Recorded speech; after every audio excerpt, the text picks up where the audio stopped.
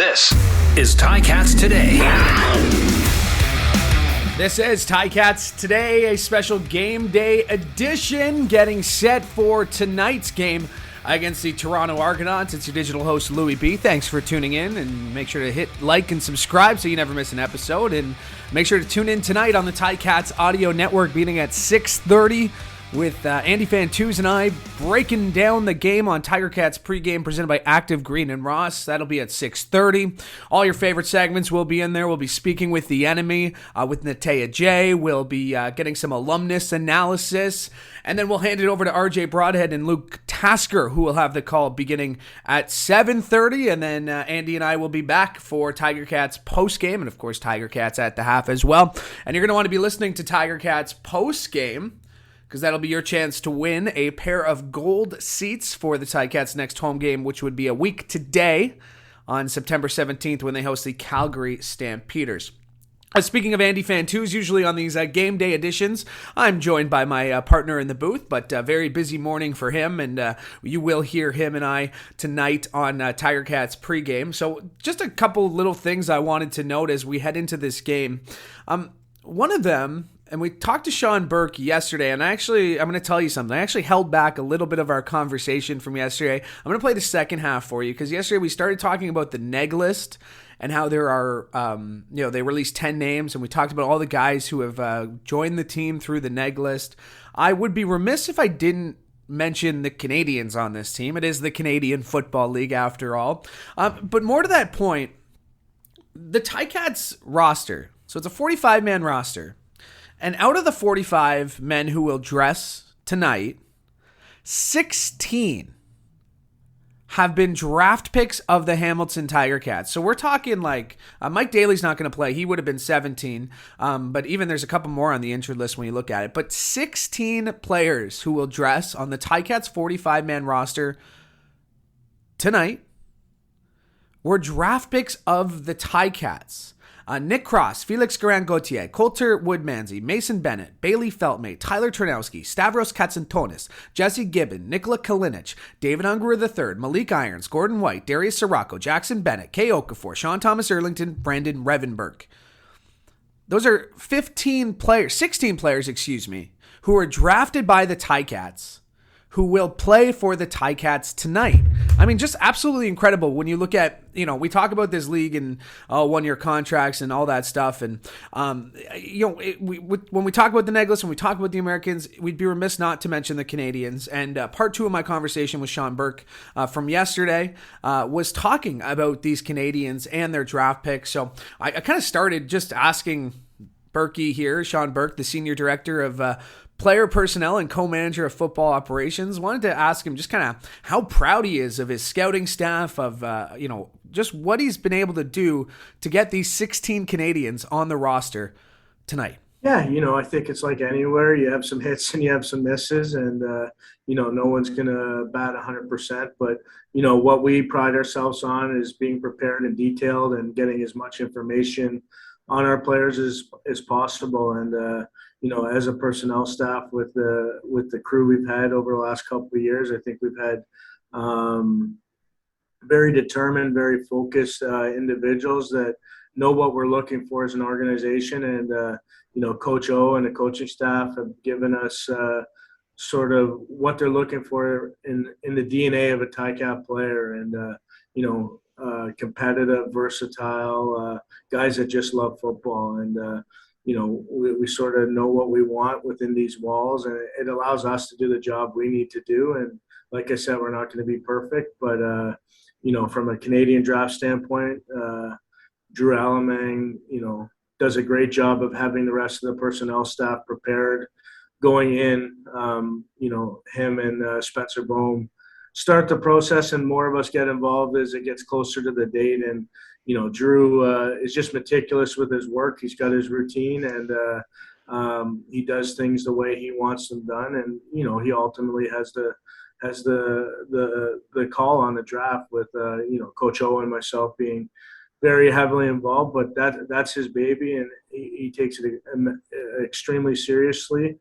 And, when you talk to anyone that's worked and been successful in this league, Canadians are consistently brought up as being a priority to winning a championship in this league. So excited to see so many guys on the field. I think it's 16 guys from 6 different draft classes. Some of them have taken a little longer road, and some of them have had quicker success. And, that's what you expect in your draft picks.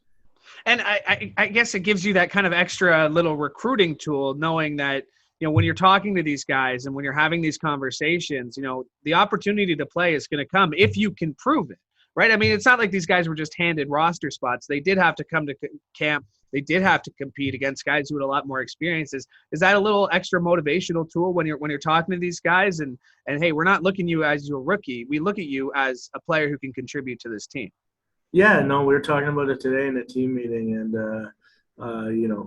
we're 4 games in, and there are no rookies anymore. There's just playmakers for our team. So, no, we're of the mindset that we always want competition, and the best guys that fit what we're trying to do will be on the game day roster. It's not always the best players. It's the best compilation of guys, and it's both on and off the field. So we take all of that seriously and do a ton of research into it. But I think when guys are given the opportunity to succeed, it definitely enhances the club's opportunity to recruit and make them feel a part of things quicker. And, you're seeing that right now. We have a lot of our core Canadian guys on special teams that we're having success with. Our coverage teams, I think, so far this year have done an outstanding job. And, there's a lot of rookie Canadians on that. We were very specific in the draft of looking for the type of guys that would help Coach Reinbold fill out the roster the way he wanted to on his teams. Yeah, and obviously Miles Manalo hitting the 6-game injured list was unfortunate, and we're wishing him a speedy recovery. But I mean, you mentioned Katsantonis. It has been called upon early. I'm not sure. Maybe you wanted to see him out there at the backup free safety, but with injuries to Adeleke, Mason Bennett having a great start. What do you hope to see from these guys as they continue to get more reps, more experience, and be a bigger part of this team? I think you just want to see jumps in consistency and jumps in play, and showing that they're becoming Ticats per se. And you've got to see guys. You talked about Stavros has stepped in for some time in the game, and he's made an impact on special teams. I think he was a little more mature in his development as a Canadian rookie. He had a bit of time off and whatnot, and just had a little more experience. He's always been an explosive playmaker. We are excited to get him where we did in the draft. And you see a guy like Mason Bennett made his first career sack in the game, but he's been getting significant time in our D-line rotation, and was sort of at the start of the year plugged in out of position for him now, at least out of position where he was playing inside. And then he's shown what he can do on the outside. And you get it, Feltmate, Nick Cross are both significant contributors on special teams. I think Nick's our leading special teams tackler with 7 special team tackles. So, that's exciting. And then back to what I was saying, like the development curve of a guy like Kay Okafor, who many forget, he was a D-line conversion that we put a lot of time and resources into. And more importantly, he's put the time and effort. And, he's had the chance to hit free agency and go elsewhere. And he's continued his time with the Ticats, and you're seeing some of the fruits of the labor there. And then David Unger, obviously had the touchdown the other night, but just goes about his business. You saw the jump in training camp that he made compared to last year. He got a little behind last year camp with a tough hamstring injury that forced him to miss the first 6-8 weeks, which in a rookie season is very tough. So, like I was saying, you see just the progression of guys through the draft. And then, when you look at later round picks being effective on the roster, you can even go deeper into it. Shawn Thomas Arlington being an 8th round pick, everyone talks about that, but Mike Daly was a 6th round pick. Those values that you're getting out of those guys are imperative to help your roster. Yeah, well said. And even the guy like Darius Sirocco, who came in, made an impact right away, and now doing a great job on that anchoring that offensive line. And just real quick here on your thoughts on the offensive line, I thought unfairly they were kind of taken a brunt of some of the criticism in the first 2 weeks. But now that there's been some consistency there, and obviously you miss Chris Van Zyl, but I think Jordan Murray's fit in there well. You're starting to. I know we like I said, there's criticism when there's a lot of sacks allowed, but they certainly don't get all the praise when they do such a great job like they did on Monday. Yeah, I think first and foremost, the coaches, Coach Condell and Coach Gibson, two excellent long-term coaches in our league,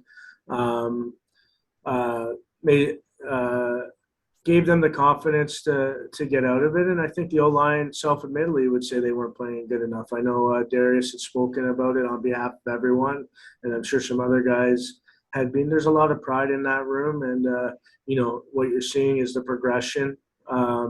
There's been some changes on the O-line, and some of them injury based and some of them guys moving on base. So it's that one position group that takes some cohesion and takes some time. And I think you're seeing steps each week. I think everyone from myself to Coach O or any of the players knows the business we're in, and there's criticism and thoughts and opinions that go around all the time, and rightfully so, right? So I think they took it as a challenge, and you hope to see the momentum being built there, the confidence being built, and a little bit of mojo, as we call it. So, excited to see them compete in a short time frame this week. When you're talking about Monday to Friday in a physical football game like Mondays, the Argos are a physical, talented football club, and they're going to come in a couple of days here. We're going into their house, and they're going to try to set the standard to protect their logo just like we did. So it'll be interesting not only for our line but the whole team to see how we respond in that setting. And we're getting them prepared. We're on day 3 already, and day 3 is a day to own in on the game day. So excited to see this week, and a divisional matchup, as everyone knows, is always worth a little bit more. That is Senior Director of Player Personnel, Co-Manager of Football Operations, Shawn Burke. And I'll tell you a little secret. It took me a very, very long time to memorize that title, but I have it down pat now. The amount of outtakes I have of me trying to get through that title without looking at it.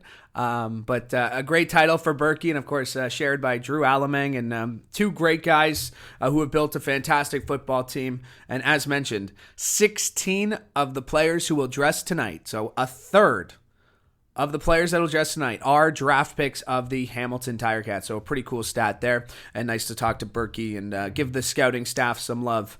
All right, that'll do it for us here today. I got to go get set for tonight's game. Thank you so much for tuning in. Make sure to join us at 6:30 live on the Ticats Audio Network. Andy Fantuz and I will get you set for Tiger Cats pregame, presented by Active Green and Ross. All the segments you've come to love, and then we'll pass off to RJ Broadhead and Luke Tasker, who will have the call starting at 7:30, and all available on the Ticats.ca, Ticats All Access app, and on 900 CHML Global Radio. All right, have a great day. We'll talk to you in a couple of hours. Thanks so much for listening for the Ticats Audio Network. I'm Louie B, hoping you have a great day.